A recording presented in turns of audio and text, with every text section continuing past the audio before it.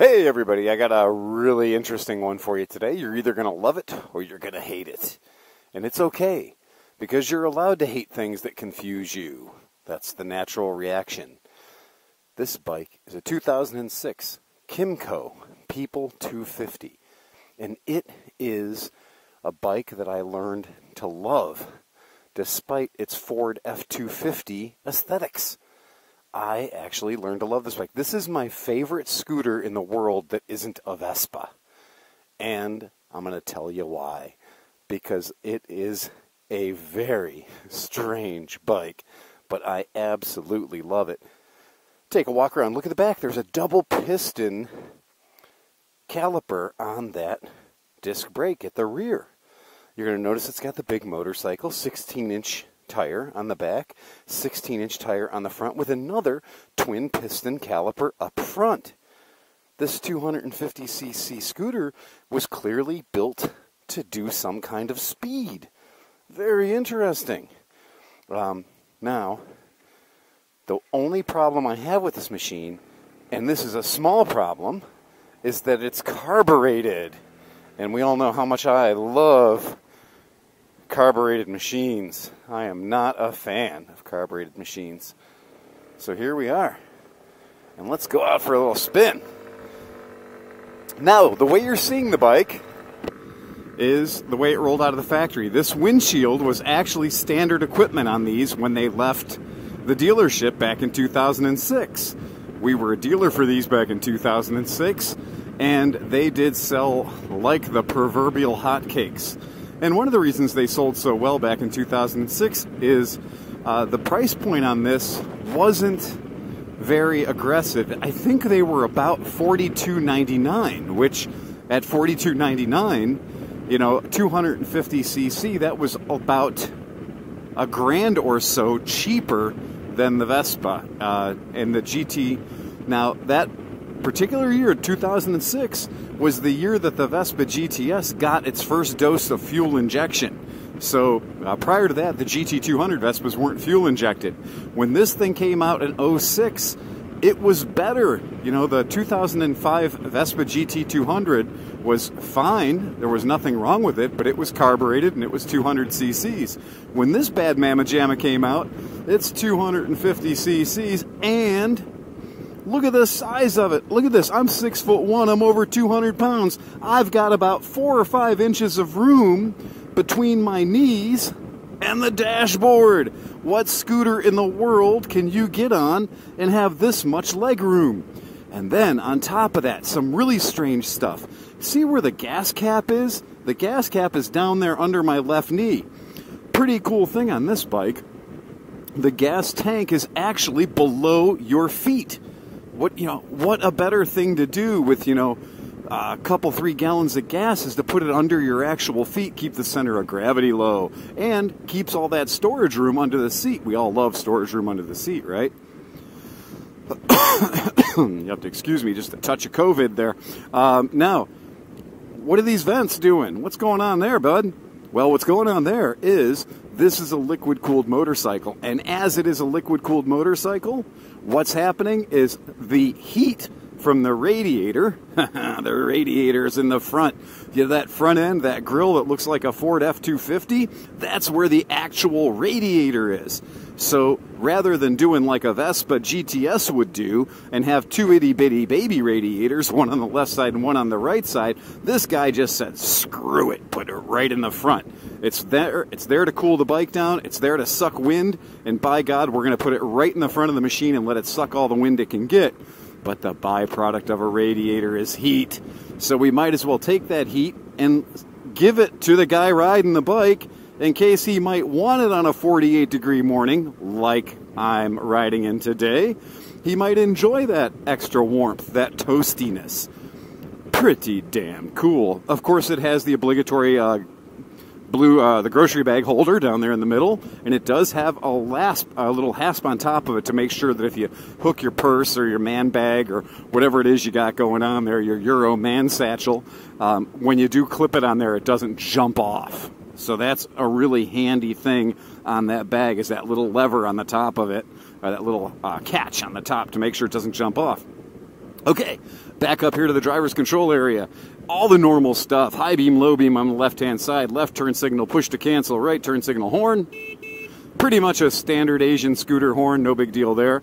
It does have the teardrop mirrors that, of course, we all know from motorcycles such as the Yamaha Virago and the Honda Magna and Honda Shadow and every other damned cruiser in the world. That's what's on this bike, and they give you a unobstructed view to the rear. And unlike a lot of scooters, they're actually placed in such a way that all, big complaint, you're riding a scooter, you look in the mirror, the only thing you can see is your own damned elbows or your arms are filling up the screen. Well, no, not in these. You got a fantastic view to the rear. Okay, windshield. It is a strange looking windshield. One would think, wow, this thing needs to be a lot wider. Well, they did. They did have some aftermarket windshields that were bigger, but again, this is the one that came on the bike from the Factoria. And pretty damned amazing, too. Interesting note for the scooter aficionados out there. In this same generation, Kymco brought out a scooter called the YUP, Y-U-P, Young Urban Professional 250. Kymco names their scooters after things like the Dink and Grand Dink was for double income, no kids, and YUP was for young urban professionals. The Kymco People, well, just Kymco People, I guess.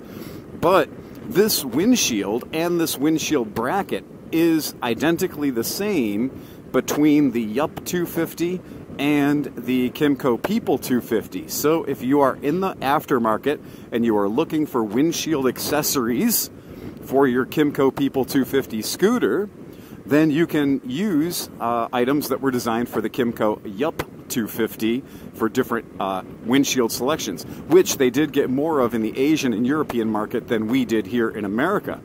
Now, this body design, this style, I call it the F250 style of of People 250. And this didn't last very long, so it didn't take Kymco long to get to what they called the 250S model, and that is more angular. It has more of the transforming robot shape to it. And it walked away from this more vintage-inspired look of the People 250. So for me, I always liked the functionality of the People 250, the one that we're riding today. I think it has a wonderful underseat storage area. I love the idea of the heater vents. I can feel the heat right now on my knees coming through the rad, and that's pretty good. So a little luxury touch that you don't see on many other scooters. Display, pretty basic. The one thing about your display that is weird, some of the Asian scooters of the day did this. You're going to see that the third idiot light in has a picture of a cell phone on it, okay? And what that means is if you have your cell phone plugged in to the charger under the seat, that little light will illuminate, okay? And to let you know, hey, don't forget your phone, dummy, because it's plugged in under the seat. Next one next to it says Met In, and Met In has always been a strange subject of debate for us, because what it actually means is your trunk is open, your underseat storage area has not been latched. And why that's significant, why you'd want to know about that, is when the trunk is unlatched, there is a courtesy light inside of the trunk that will stay on and murder your battery. So that's why there's a little red light on the dashboard letting you know that your trunk is ajar. And what a trunk it is. But, you know, Kymco has this reputation. For people who don't know Kymco scooters, Kymco has a reputation for building just a dead reliable bike. And we have many customers at the shop to whom we sold Kymco scooters in 2002, in 2003, etc. And they have 50, 60,000 miles on their bikes, and they just keep going. And that's a really great thing. Kymco is one of the greatest motorcycle companies in the world that you've probably never heard of. But companies like Suzuki and BMW and Honda companies that they have been building things for, building complete bikes for, because they're an OEM, an original equipment manufacturer. They've been building bikes for other people for ages, and yet here they are. Americans they're not on Americans' radar. And some people go, oh, it's Kymco, it's a cheap Chinese scooter, it's a Kymco, because the name starts with a K, they'll foolishly think, oh, it's a Korean company. No, it's not. It's a Kwanyang Motor Company, K-Y-M-C-O, Kwan, K-W-A-N, Yang, Y-A-N-G, Motor Company. That's Kymco, that's what it is. And how that all started was in the way, way, way back machine. Honda used Kymco to produce a lot of its bikes, and I mean so many, in fact, that in the mid-60s you could buy a small displacement Honda. We're talking about like a Honda CB160, what people called a baby dream. You could buy that bike, and it actually said on the side of the gas tank, it said Honda, and then underneath it said by Kymco, in print on the Honda logo, right on the gas tank. And so Kymco has been supporting Honda for a very, very long time. They're not a Chinese company. They're a company from Taiwan, and their fit and finish and their build quality really shows it. One of the only complaints with these is, of course, you know, this is a world bike, so you're going to notice that the kilometers are the larger, they're the more dominant species on the speedometer, and you're going to see that the miles are the lesser dominant species populating it. And you're going to notice that the odometer does not run in miles, the odometer runs in clicks. And oh, did you notice that this bike's got about 110 clicks on it? 119 clicks. Yeah, this bike we sold to somebody way back in 2006, and they their lifestyle dictated that they parked it in the garage, and apparently they just never rode it. And so good for us. Had the opportunity to buy the bike back recently. Got the bike back, went through everything, and of course, because the bike was 2006, we put some fresh rubber on it, and swapped all the fluids out, and gave the bike I couldn't be happier. I mean, it's a brand new bike that's 14 years old, and it's super, super stable, super great. I mean, just point and shoot. Again, only problem, it's got a carburetor. Now, what does that mean? Well, what that means is instead of having fuel injection system like most cars have had for the past 20 some odd years, it has a carburetor. Now, carburetors aren't necessarily evil. Many, many motorcycle companies still have loads of carburetors in their ranges, especially on bikes under 600 cc's. The thing with carburetors is if you live somewhere like we do, where we are in fact not going to be riding our bike in the wintertime, we're going to be doing what? We're going to be ignoring the bike. The bike's going to be sitting in the garage. And the problem is, when the gas didn't have so much ethanol in it, the carburetor wasn't such a big deal. It just wasn't as important. But now that gas has so much ethanol in it, what happens is the ethanol will evaporate away, and it's an oxidizer. It's also hygroscopic. It brings in a lot of water out of the air. And, you know, really, the carbs get really dirty when you don't run the bikes for 3 or 4 months. Oh, by the way, I wanted to call your attention to the fact that, yeah, we're doing 80 miles an hour, about 82 miles per hour right now on our 250cc Kymco scooter. And now the speedos on this, I'm going to tell you, we're about 5% optimistic. So I know that we're doing an indicated 83 right now. We're probably really going about 77 or 78 actual real-world miles an hour.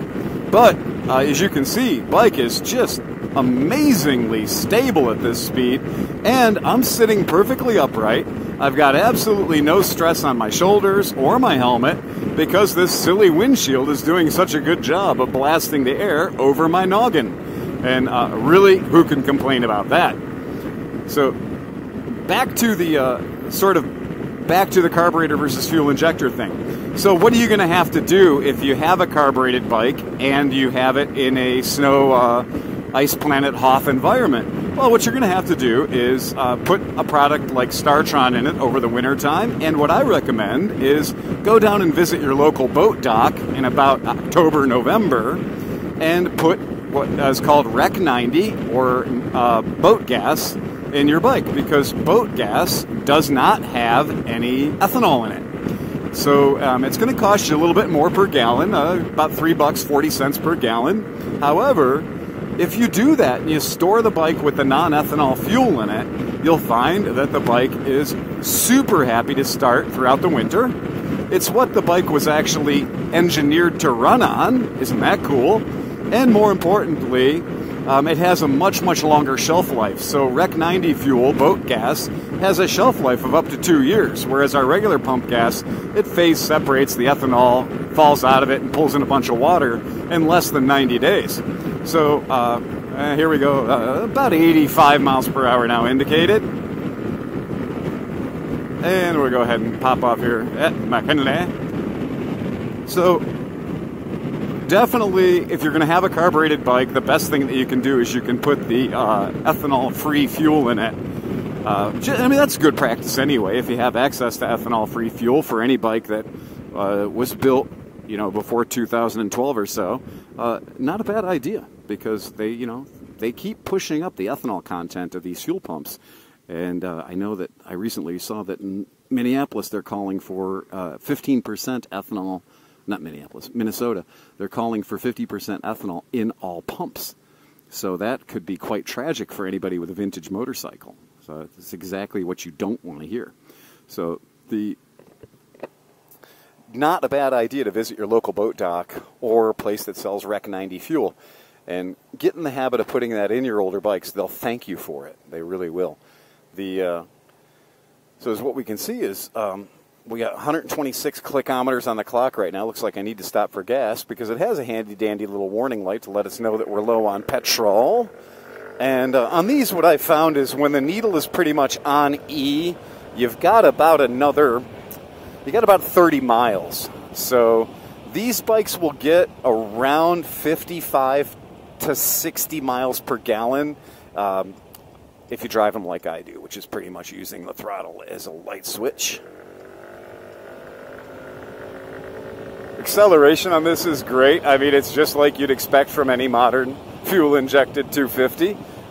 It does carry it carries its size very, very well.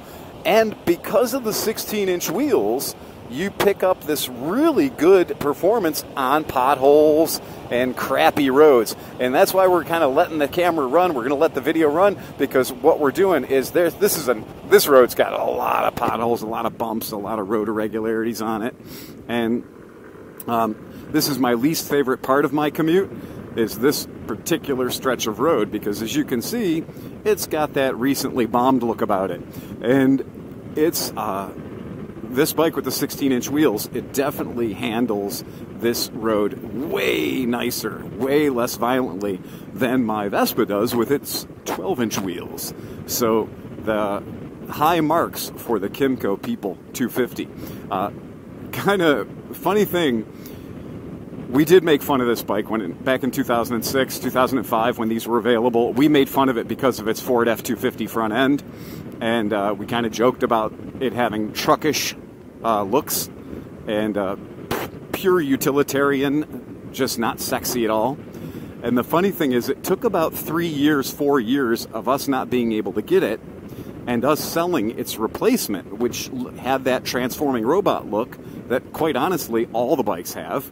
And we were like, oh man, we missed the character. We were reminiscent, we were nostalgic for the character of the People 250 for this bike.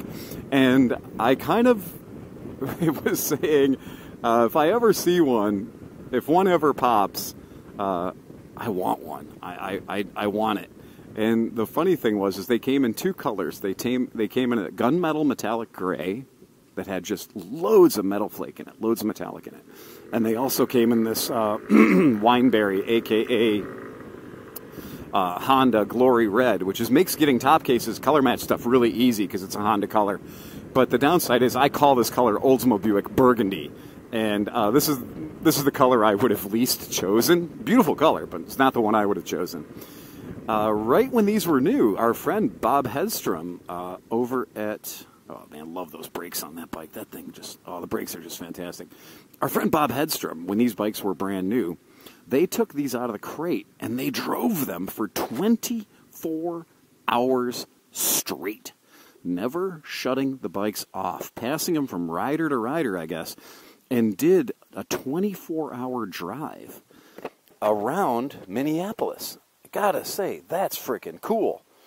And there we go. So now you guys been talking about it for a while. So you'll notice it's the People 250. It's not the People S250 or the People 250S. This is the standard 250 with that rather utilitarian front grille. So you can check that out. We will have this bike listed on our website at www.clevelandmoto.com. And as we always like to tell our friends, adjustable rear suspension, check it out. As we always like to tell our friends here in the community, ride fast and take chances. Oh, check this out. Oh, yeah, another thing. Under the seat. Look at that. That's freaking huge. There's the courtesy lamp we told you about. There's absolutely no doubt that a double extra large full face helmet will fit right in there, plus a spot for your sunglasses and the toolkit, spanner for adjusting the suspension, and 12-volt outlet into which you can plug in your GPS, your cell phone, or any other item you have, with not one but 2 helmet hooks on the outside.